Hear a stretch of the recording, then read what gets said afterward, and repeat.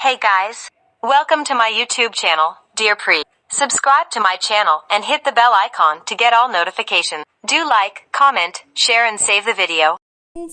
आज के लेक्चर में हम BSc first year second semester organic chemistry के मोस्ट इंपोर्टेंट क्वेश्चंस करने वाले हैं for 2023 exams of MDU Rohtak, IGU Mirpur, CBLU Bhiwani, GJU, KUK and CDLU and other universities.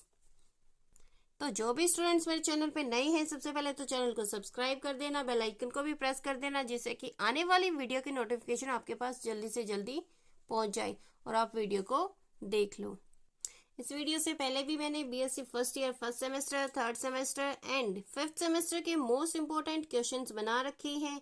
Chemistry, physics, maths, botany, zoology, सभी subjects के मैंने मोस्ट इंपोर्टेंट क्वेश्चंस की video अलग अलग बना रखी, तो आप मेरे चैनल पे जाके देख लेना। तो 2023 के एग्जाम्स में सिर्फ यही वाले क्वेश्चंस आने वाले हैं। BSc second semester organic chemistry के इम्पोर्टेंट क्वेश्चंस कौन कौन से हैं, यूनिट फर्स्ट के, यूनिट सेकंड के, यूनिट थर्ड के और यूनिट फोर्थ के, जो मैं बताऊंगी सिर्फ यही क्वेश्चंस कर लेना, जिससे कि पूरा का पूरा एग्जाम अटेम्प्ट हो जाएगा। तो ऑर्गेनिक केमिस्ट्री के क्वेश्चन पेपर का पैटर्न क्या होता है, इसमें 4 सेक्शंस होते हैं, 4 सेक्शन में 2-2 क्वेश्चन होते हैं।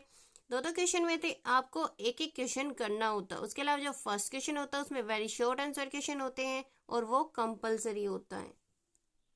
और जो मार्क्स का पैटर्न होता है वो हर एक यूनिवर्सिटीज में अलग अलग होता है। किसी में 29 का मार्क्स आता है, किसी में 30 का पेपर आता है, किसी में 40 का होता है, 75 का भी होता है और कभी 80 का भी होता है। अलग अलग यूनिवर्सिटीज में अलग अलग एग्जाम पेपर्स के मार्क्स होते हैं।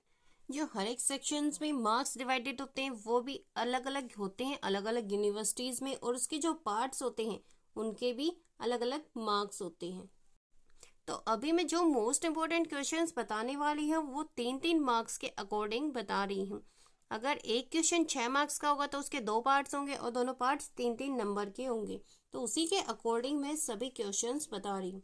सबसे पहले तो आपको मैकेनिज्म करने होंगे, होफमैन एलिमिनेशन का, ओजोनोलिसिस का, hydroboration oxidation reaction of alkenes, peroxide effect and oxymercuration reduction. Hofmann elimination, ozonolysis, hydroboration oxidation और ऑक्सीमर्क्यूरेशन, इनको तो बिल्कुल अच्छे से कर लेना क्योंकि ये तो पक्का आएंगे ही आएंगे।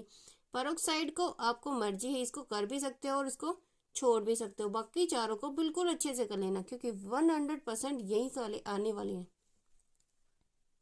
इसके अलावा केमिकल रिएक्शंस ऑफ एल्कीन्स को भी कर लेना क्योंकि इसकी जो रिएक्शंस होती है वो कंप्लीट द फॉलोइंग रिएक्शंस में पूछ लेती हैं। ठीक है, तो ये 2 या 3 नंबर में क्वेश्चन पक्का आएगा। इसके अलावा dehydration of alcohols with mechanism, इनको विद मैकेनिज्म कर लेना क्योंकि इनको विद मैकेनिज्म ही 3 नंबर में क्वेश्चन आता है।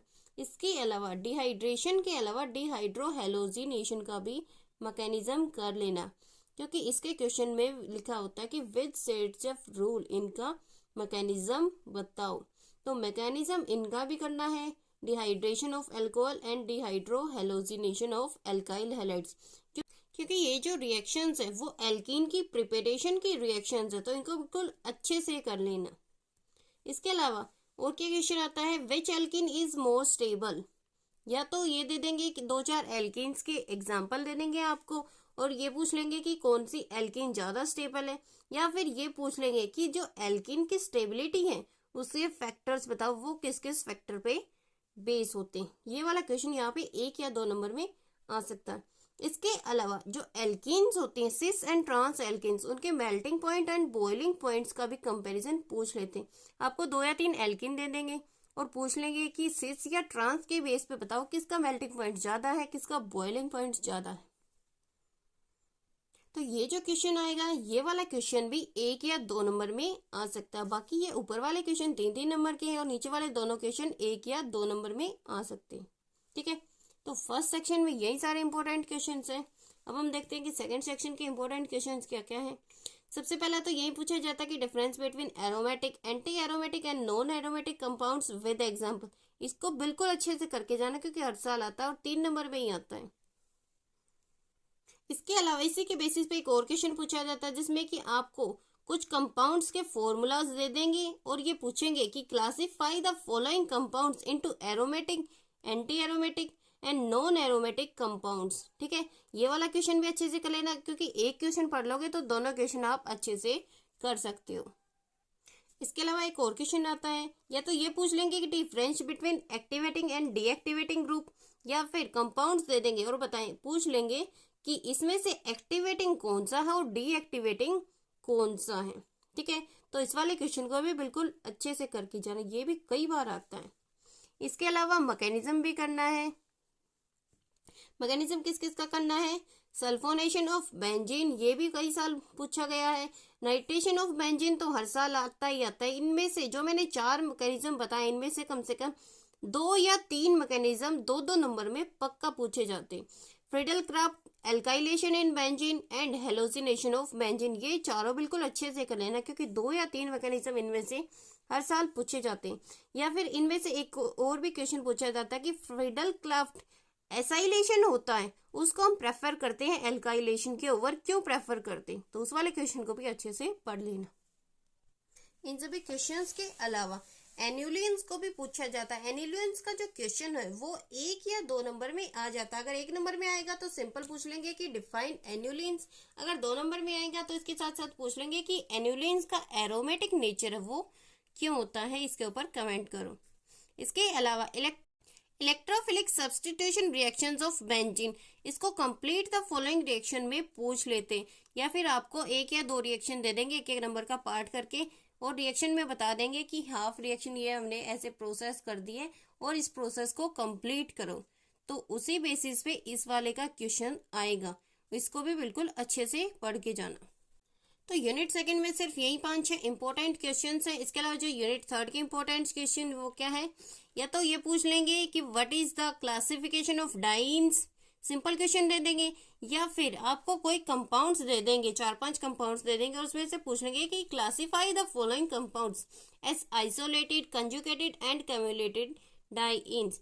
तो इसकी क्लासिफिकेशन भी आ सकती है और कंपाउंड्स की भी ये आ सकती है कि इस कंपाउंड को बताओ इनमें से कौन कौन सा है। इसके अलावा प्रिपरेशन ऑफ एल्काइंस की रिएक्शंस भी कंप्लीट द फॉलोइंग रिएक्शन में पूछी जाती हैं। इसके अलावा एक और डिफरेंस पूछा जाता है कि difference between terminal and non terminal alkynes, या फिर इस वाले क्वेश्चन में भी ऊपर वाले की तरह कंपाउंड्स दे देंगे और पूछ लेंगे कि इसमें से टर्मिनल एल्काइन कौन सा है और नॉन टर्मिनल एल्काइन कौन सा, इसको विद एग्जाम्पल करके जाना। ठीक है, और उनके अगर ऐसे पूछेंगे कि क्लासिफाई करो तो उनके स्ट्रक्चर्स भी बनाने पड़ेंगे, ऊपर वाले में भी स्ट्रक्चर बनाने पड़ेंगे, नीचे वाले में भी स्ट्रक्चर बनाने पड़ेंगे। इसके अलावा डाइल एल्डर रिएक्शन को भी 1 या 2 नंबर में पूछा जाता है, इसको भी बिल्कुल अच्छे से कर लेना, कई बार पूछा जाता है इसको।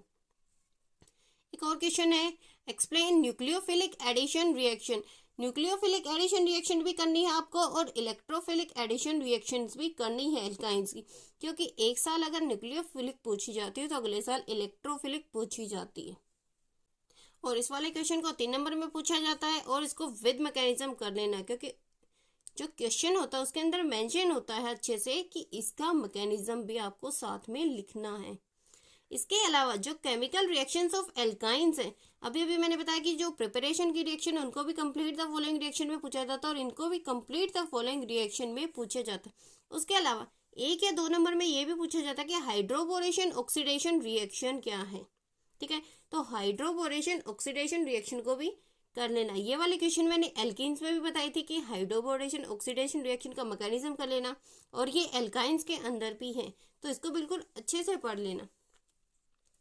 इसके अलावा 1-1 नंबर में क्वेश्चन में पूछा जाता कि compare the acidity of alkynes. आपको 2 या 3 एल्काइंस दे देंगे और उसकी जो एसिडिटी है वो कंपेयर करनी होगी कि किसकी ज्यादा है और किसकी कम है, या फिर ये भी पूछ लेंगे कि एल्कीन होती है और एल्काइन होती है, दोनों में से ज्यादा एसिडिक कौन होता है।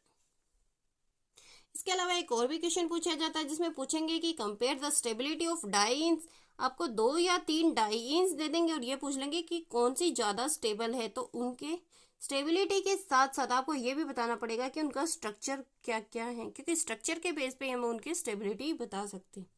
तो यूनिट 3 के ये इंपॉर्टेंट क्वेश्चंस सारे हैं।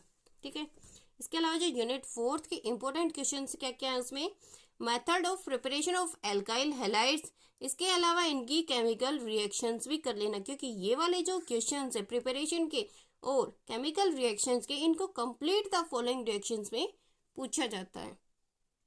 इसके अलावा एक और क्वेश्चन है जो हर साल पूछा जाता है, SN1 reaction and SN2 reaction, इनके मैकेनिज्म भी बिल्कुल अच्छे से कर लेना और इनका जो डिफरेंस है उसको भी बहुत अच्छे से कर लेना, क्योंकि या तो मैकेनिज्म या फिर डिफरेंस दोनों में से एक क्वेश्चन हर साल आता है और 3 नंबर में आता है।